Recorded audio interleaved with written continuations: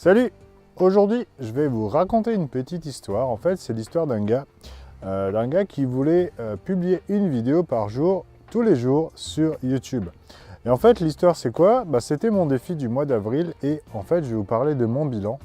De ce défi du mois d'avril. Je vais vous donner mes résultats et puis je vais vous expliquer un petit peu pourquoi j'ai fait ça et quelles sont les choses qu'on peut en tirer. Voilà, donc on va voir ça dans cette vidéo. Donc ça peut vous intéresser si aujourd'hui vous souhaitez travailler avec la vidéo. Donc l'idée c'est quoi? Je ne vais pas forcément vous dire de faire une vidéo par jour. Par contre, je vais vous expliquer un petit peu pourquoi j'ai fait ça et quels sont les résultats en fait de ce que ça a apporté concrètement sur YouTube. Allez, c'est parti. Alors, si vous me suivez régulièrement depuis un certain temps, vous savez que tous les mois, en général, je me fixe un défi. Et donc le mois d'avril, en fait, ça a été le défi de faire une vidéo par jour, mais tous les jours cette fois-ci. Parce qu'en fait, l'année dernière, j'avais déjà fait une vidéo tous les jours, mais pas le dimanche, il me semble. Et là, j'ai vraiment fait tous les jours du lundi au vendredi pendant un mois. Donc, alors, l'idée, c'était quoi? L'idée, en fait, donc pourquoi j'ai fait ça?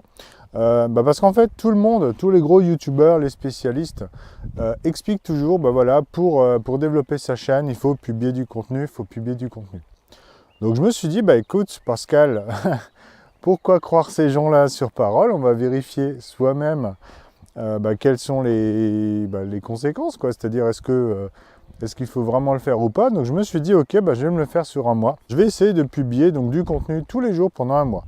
Donc déjà, ça n'a pas été facile, c'est clair. Parce que, en fait, à côté, j'ai une vie, évidemment. Je suis papa aussi.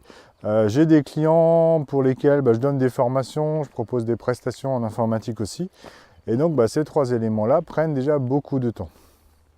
Conséquence, je me suis retrouvé à gérer ça très difficilement. Je ne vais pas vous le cacher, ça a été très difficile comme défi. Il y a plusieurs fois où je me suis dit non, je ne vais pas y arriver. Certains jours, j'ai fait des vidéos très très tard. Elles ont été publiées, je crois, vers 10h30, 11h le soir. Voilà, donc ça a été super difficile, même en planifiant, en prévoyant parfois certains jours des vidéos en avance. Ça a été vraiment très très difficile. Mais finalement, je suis assez content du résultat parce que j'ai appris pas mal de choses. Donc j'ai appris un petit peu ce qui coince, ce qui est difficile. Parce qu'en fait, à force de répéter les étapes, on se rend bien compte qu'il y a des choses qui prennent du temps, d'autres qui prennent moins de temps. Et je vais vous en parler juste après. Alors donc tout d'abord, effectivement, ce que j'ai dit avant, c'est que déjà ce défi-là était très difficile. Donc moi, je ne vais pas forcément vous le conseiller si vous avez très peu de temps finalement pour faire du contenu. Donc pensez-y vraiment, on peut se dire comme ça, ouais, faire une vidéo de 10 minutes, c'est pas très compliqué. Sauf que pour faire une vidéo de 10 minutes, en fait, il y a pas mal de choses à préparer. Voilà, donc faire une vidéo de 10 minutes, en fait, c'est quoi? C'est préparer un sujet, donc éventuellement faire un plan, déjà chercher des idées de sujet.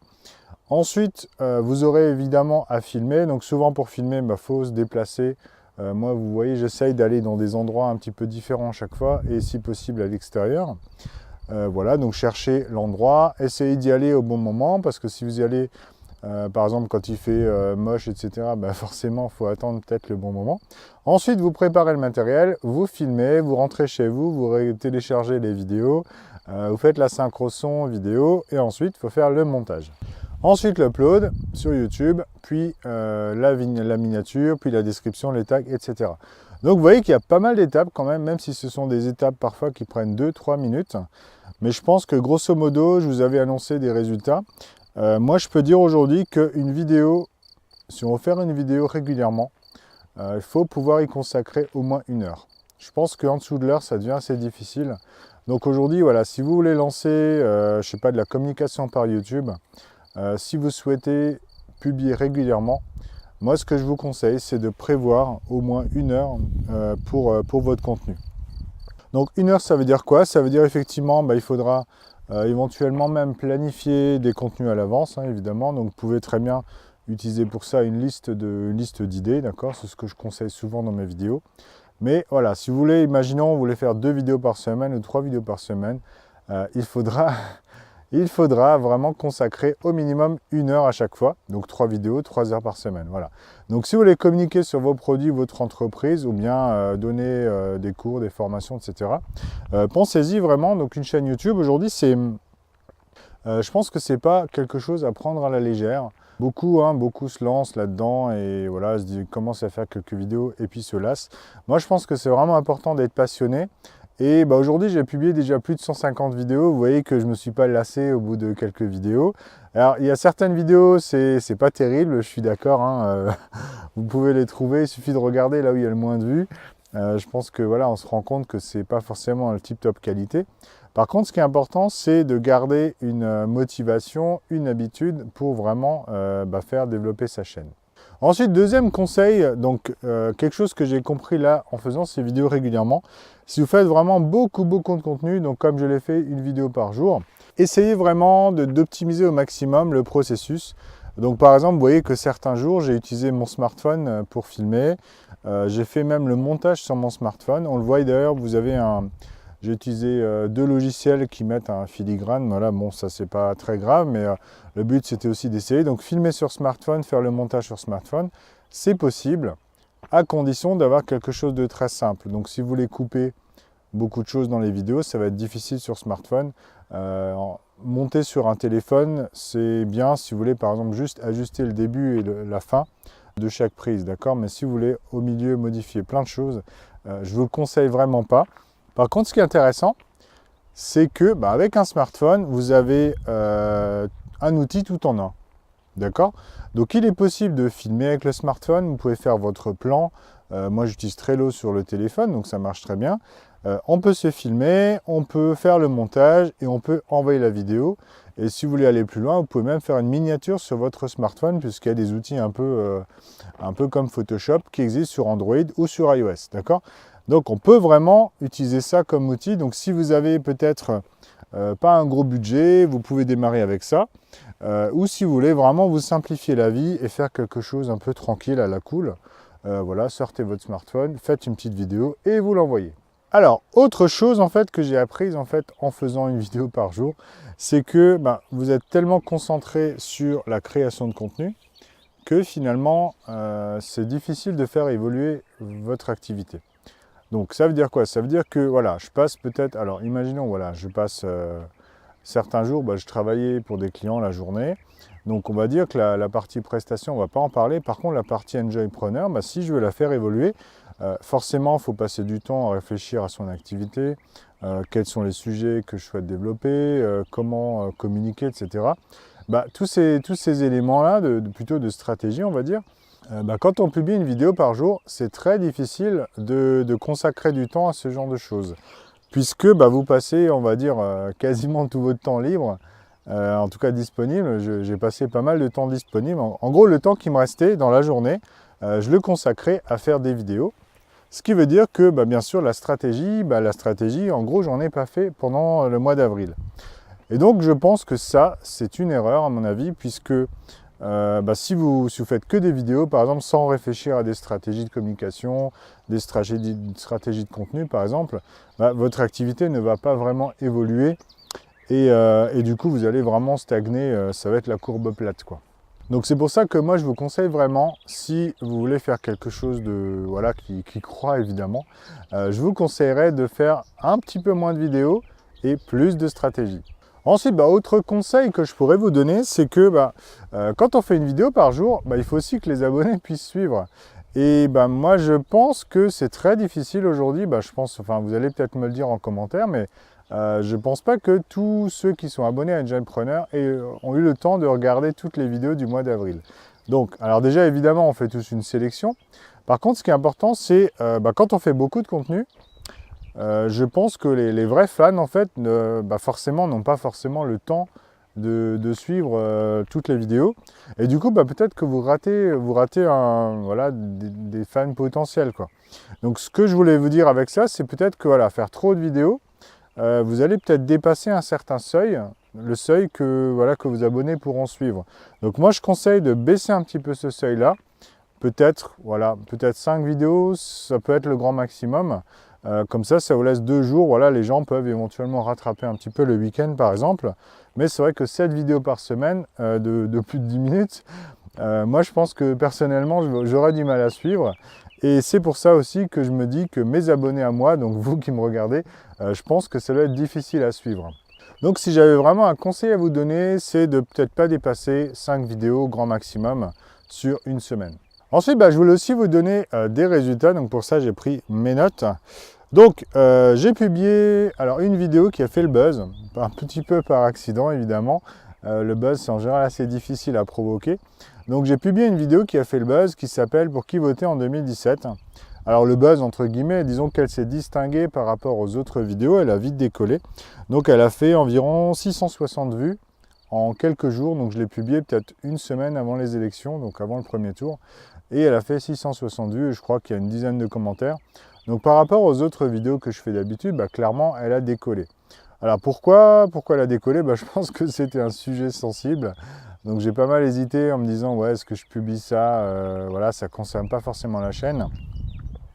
Par contre, ce que je voulais vraiment faire, c'est inciter les gens. Alors je ne sais pas si j'ai vraiment réussi, mais je voulais vraiment motiver peut-être les personnes qui hésitaient un petit peu, les motiver à aller voter, quoi. Ça c'était vraiment mon but, de dire ok, peut-être que vous ne savez pas pour qui voter, mais c'est important d'aller voter, donc de vraiment réfléchir. Et dans cette vidéo, j'avais expliqué qu'on pouvait en fait voter pour un programme plutôt que de voter pour une personne. Ensuite, j'ai aussi donc des statistiques à vous donner, évidemment. Donc je vous mettrai éventuellement une capture dans la vidéo. Je vais vous donner quelques statistiques. Donc pour ça, j'ai une note parce qu'elle est pas mal. Donc en avril, donc YouTube me dit que mes vidéos ont généré 26 000 minutes de visionnage. Donc ce qui consiste à une augmentation de 7% par rapport au mois précédent. Donc ça, bon, 7%, c'est pas exceptionnel. Par contre, j'ai 6400 vues, ce qui fait une augmentation de 17%. 45 j'aime, donc c'est une augmentation de 50% par rapport au mois précédent, ça c'est plutôt pas mal. 23 commentaires, donc voilà, une augmentation de 360%, donc ça évidemment c'est intéressant. Ça montre que certaines vidéos, elles ont suscité de l'intérêt, des réactions, quoi. Ensuite, ce qui est intéressant aussi, c'est qu'il y a eu 47 partages des vidéos, donc plus 80% de partages. Ça, je pense que c'est plutôt intéressant. Donc, à mon avis, alors je ne sais pas trop comment on peut voir ce chiffre-là, mais en tout cas, on voit bien une progression. Il y a eu aussi 34 vidéos ajoutées dans les playlists, ce qui fait une augmentation de 47%. Donc là, je trouve que c'est plutôt intéressant. Et 30 abonnés supplémentaires, donc une augmentation de 25%. Donc, vous voyez que la chaîne, elle a une petite croissance aujourd'hui. C'est une vingtaine d'abonnés par mois. C'est pas encore énorme évidemment, mais je suis déjà content du résultat. Et on voit bien que les résultats sont plutôt positifs. Donc publier plus de vidéos, ça apporte évidemment des résultats supérieurs si vous faites par exemple une ou deux vidéos par semaine. Alors qu'est-ce qu'on peut retenir de tout ça? Donc déjà, il faut bien voir qu'en fait, alors les experts évidemment disent tous, plus vous publiez de contenu, plus votre chaîne va croître. Donc ça c'est évidemment, bon, pourquoi pas dans les, on va dire mathématiquement, ça peut être correct. Par contre, je voulais rajouter ma petite touche personnelle là-dessus, puisque publier de la merde, entre guillemets, ça ne va pas apporter de bonnes choses. Donc moi, évidemment, je me suis rendu compte que, voilà, en avril, j'ai fait tout ce que je pouvais pour réussir mon défi, d'accord, pour publier des vidéos. Bon, j'ai évidemment essayé de ne pas faire des vidéos de 1 minute, d'accord, mais je sais bien que certaines vidéos, j'en suis pas vraiment fier. C'était voilà, des petites vidéos vite fait, bien fait, comme on dit. Donc, moi, ce que je vous conseillerais, c'est plutôt de trouver un rythme de publication, évidemment, qui vous convienne, d'accord, avant tout. Il ne faut pas se forcer à faire 7 vidéos par semaine. C'est un petit peu débile si on respecte, voilà, entre guillemets, débile, voilà. Si vous respectez bêtement la consigne, je vous dirais que, voilà, ça n'a pas forcément d'intérêt. Par contre, ce que moi je vous conseille, c'est plutôt d'essayer de trouver, alors déjà ça peut dépendre aussi de votre niche, de votre marché. Si vous ciblez plutôt un public jeune, je pense que voilà, les jeunes aujourd'hui consultent peut-être plus souvent YouTube. Et si vous ciblez plutôt un public plus âgé, peut-être que les gens aujourd'hui, alors je me trompe peut-être, mais je pense qu'au-delà de 40 ans, le public consulte peut-être un petit peu moins souvent YouTube. Donc ça va aussi dépendre un petit peu de votre cible. Et donc en fait, ce que moi j'aimerais vous conseiller, c'est de faire un test, un petit peu comme ce que j'ai fait en avril. Vous pouvez très bien tester sur 15 jours, par exemple. Vous faites, pourquoi pas, 5 vidéos par semaine. Alors évidemment, on n'est pas obligé de faire 7 vidéos, d'accord? Mais 5 vidéos par semaine, ça me semble pas mal. Essayez pendant 15 jours, regardez les réactions. Est-ce que voilà, il y a une grosse progression? Si c'est une progression peut-être de 5 ou 10%, je me dirais Enfin, c'est pas forcément un résultat très exceptionnel, d'accord? Par contre, si vous avez peut-être une progression de 30, 40 ou 50% sur certains indicateurs, je pense que ça peut être intéressant. Et en fait, en fonction de ça, moi je vais faire un petit peu pareil. J'ai décidé là le mois suivant, donc en mai, je vais réduire un petit peu. Voilà, je vais essayer de tirer un petit peu des leçons de tout ça. Donc j'ai compris aussi que l'organisation, c'est quelque chose d'important. Je pense qu'il faut aussi automatiser des choses avec des outils. Non, ça bouge un peu là, pardon. Je vais essayer d'automatiser plus de choses avec des outils.